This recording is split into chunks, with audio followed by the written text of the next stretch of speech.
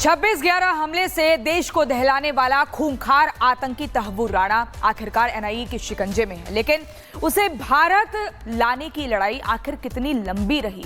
आइए आपको बताते हैं कि आतंकी राणा से के भारत में लाने से लेकर उसकी रिमांड तक का ये जो पूरी टाइमलाइन है वो क्या कुछ बता रही है। देखिए इस रिपोर्ट।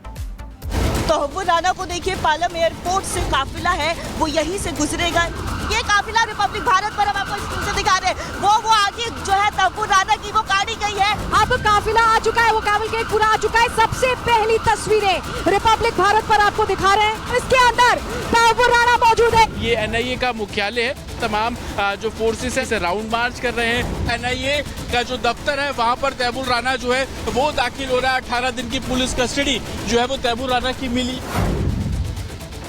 तहव्वुर राणा एनआईए के शिकंजे में है, लेकिन इसके पीछे सालों की मेहनत है और मोदी सरकार की कूटनीति है, जिससे 26/11 के गुनहगार राणा को भारत की धरती पर लाया जा सका। समय 6:22। तहव्वुर राणा का प्लेन लैंड।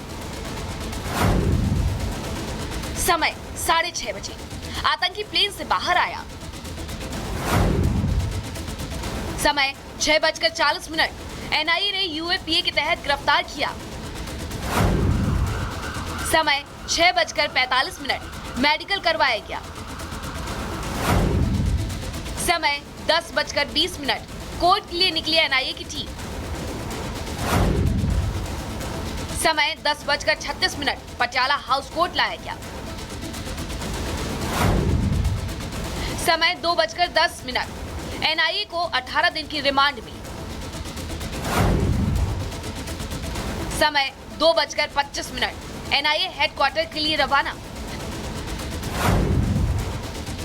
तहव्वुर राणा को भारत की धरती पर उतारने से लेकर कोर्ट में पेशी और एनआईए को मिली 18 दिन की रिमांड की यही टाइमलाइन है।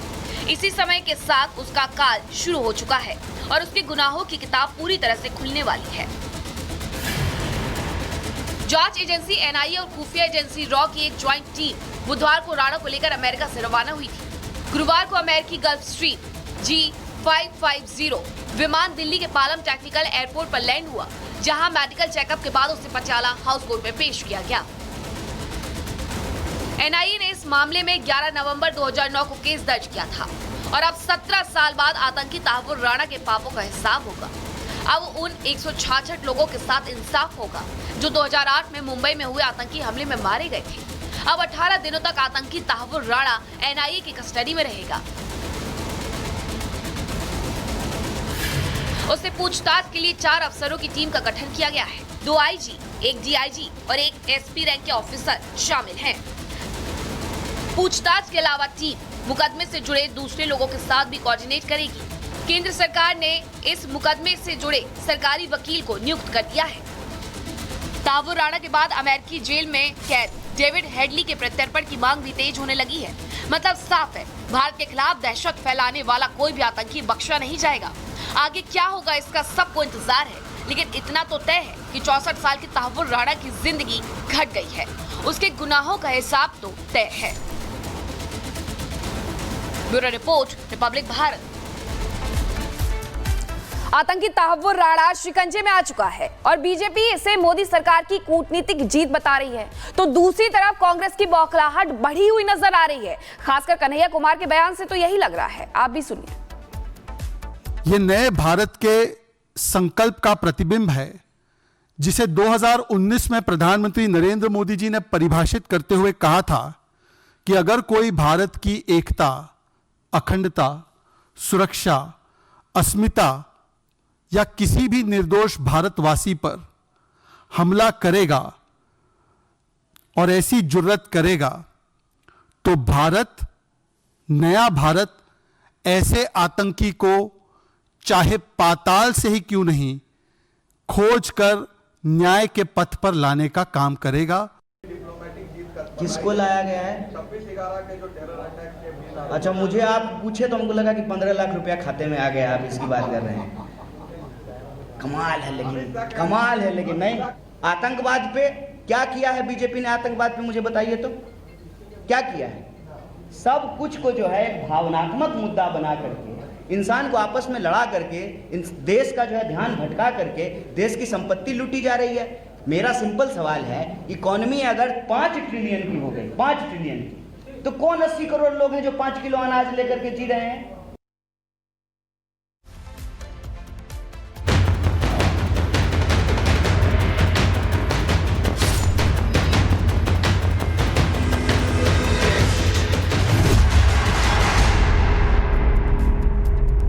जुमे की नमाज और अलर्ट पर कई राज्य। जुमे की नमाज को लेकर अलर्ट, देश के कई राज्यों में अलर्ट जारी हो चुका है। भोपाल में वक्फ कानून का विरोध, वक्फ के विरोध में प्रदर्शन की जबरदस्त तैयारी।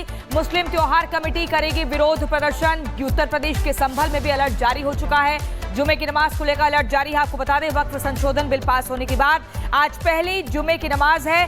जो इस बिल को लगातार जो विरोध कर रहे हैं, सभी ने जुमे की नमाज के बाद बिल के विरोध में प्रदर्शन की अपील की है। लेकिन उत्तर प्रदेश से लेकर मध्य प्रदेश तक सभी जगहों पर हाई अलर्ट जारी हो चुका है।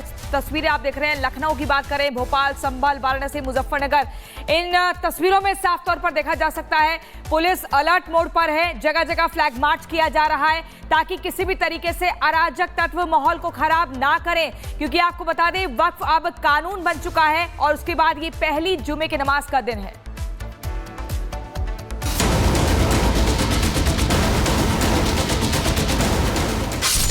वक्फ संशोधन बिल देश भर में लागू होने के बाद आज देश भर में पहले जुम्मे की नमाज अता होनी है।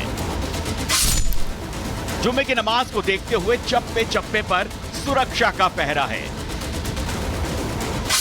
जो बिल के विरोध में खड़े हैं, उन्होंने पहले से ही जुम्मे की नमाज के बाद विरोध की आवाज बुलंद करने की अपील की थी। यूपी में योगी की पुलिस मुस्तैद है। लखनऊ, रामपुर, संभल सभी जगहों पर सुरक्षा चाक चौबंद है। लखनऊ में नमाज के बाद विरोध प्रदर्शन का ऐलान हुआ है। इन्हिदाम ए जन्नत अल बाकी के खिलाफ विरोध प्रदर्शन। मजलिसे उलेमाए हिंद के नेतृत्व में होगा विरोध। उलेमा इदारों, अंजुमनों से विरोध में शिरकत करने की अपील। वक्फ बिल के विरोध में नजरें संभल पर भी टिकी हैं। योगी आदित्यनाथ की पुलिस हर जिले में अलर्ट मोड पर है, जिससे किसी भी स्थिति से निपटा जा सके और अमन और शांति के साथ साथ कानून व्यवस्था को बनाए रखा जा सके। वैसे तो योगी आदित्यनाथ के गवर्नेंस के बारे में हर कोई जानता है।